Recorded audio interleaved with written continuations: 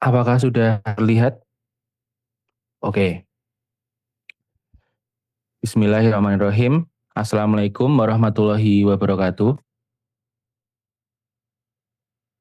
Puja dan puji kita panjatkan kepada Allah Subhanahu wa taala atas segala kelimpahan rezeki yang telah diberikan kepada kita darinya.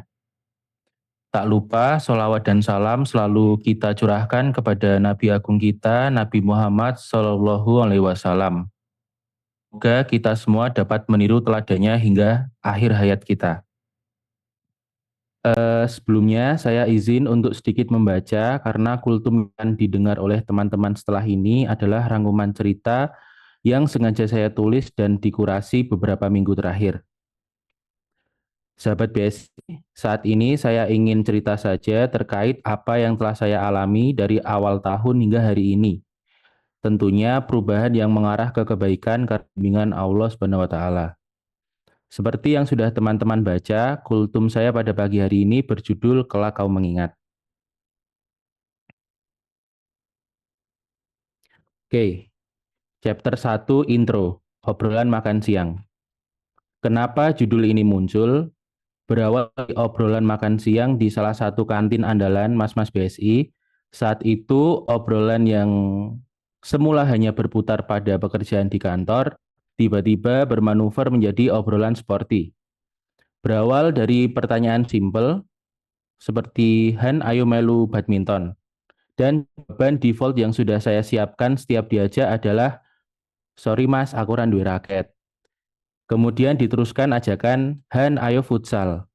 Sama jawabannya, sorry mas, aku randuwe sepatu. Kondisi yang sebenarnya terjadi adalah saya malas berolahraga. Kemudian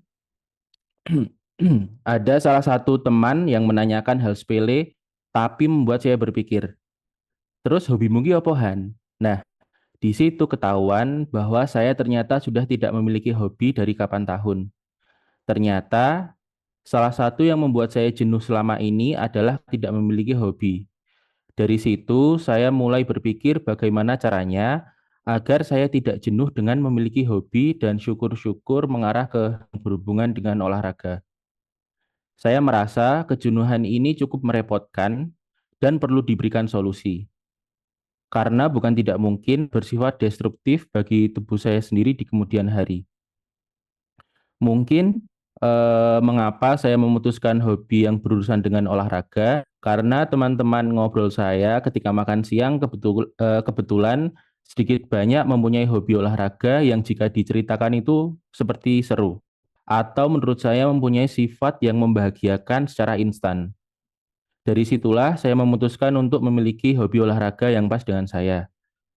Sebelumnya, saya memiliki ketertarikan terhadap fotografi, maka saya memantapkan untuk bersepeda. Dengan bersepeda, dengan bersepeda ke tempat-tempat yang baru, saya dapat menyalurkan ketertarikan saya terhadap fotografi. Dari intro ini, kita menjadi tahu bahwa ternyata kejenuhan yang sudah menahun bisa teratasi dengan melakukan aktivitas olahraga. Mungkin jika teman-teman penasaran kenapa bisa begitu, bisa langsung ngecek aja di Instagram Pak Andri. Mengapa dengan berolahraga kita menjadi jauh lebih bahagia?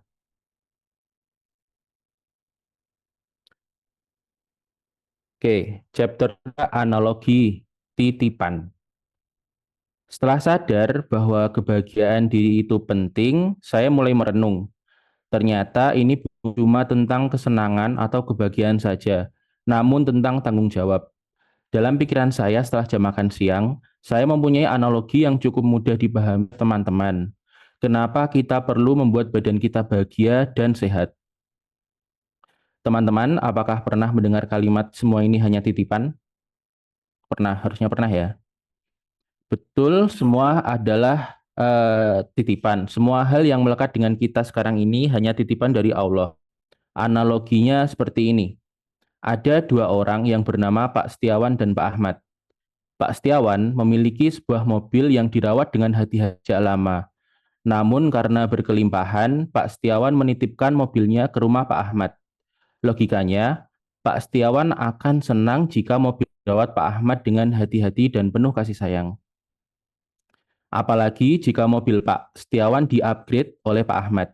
maka si pemilik mobil jauh lebih senang. Begitupun sebaliknya, jika Pak Ahmad merawat mobilnya dengan tidak berhati-hati, misalnya dengan menyerempetkan mobil, mengganti oli, tidak peduli dengan kesehatan ban mobil, maka Pak Setiawan akan kurang nyaman. Pertanyaannya sekarang, apakah selama ini kita sudah merawat tubuh kita, mengupgrade tubuh kita, atau malah merusak tubuh kita? Yang sebenarnya tubuh ini bukan milik kita, namun hanya titipan dari Allah. Oke, surat yang menegaskan atas hal ini adalah surat Al-Baqarah ayat 195 yang artinya infakkanlah hartamu di jalan Allah dan janganlah kamu jatuhkan diri sendiri ke dalam kebinasaan dengan tangan sendiri dan berbuat baiklah. Sungguh Allah menyukai orang-orang yang berbuat baik. Jadi jika kejenuhan menahun yang terjadi karena malas olahraga dan pola hidup tidak sehat terus dibiarkan, kondisi ini dapat merusak tubuh secara fisik dan mental. Tindakan mengabaikan kesehatan dalam ini diinterpretasikan sebagai tindakan yang menjatuhkan diri ke dalam kebinasaan.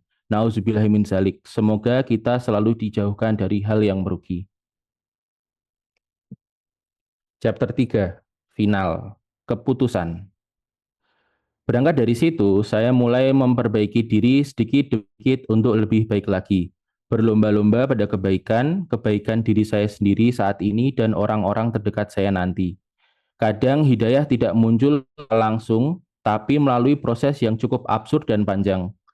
Semoga teman-teman semua dapat selalu peka terhadap puzzle-puzzle kehidupan yang sebenarnya sudah diberikan kepada kita di depan mata. Sebutlah namanya, tetap di jalannya, kelak kau mengingat. Fastabiqul khairat. Wassalamualaikum warahmatullahi wabarakatuh.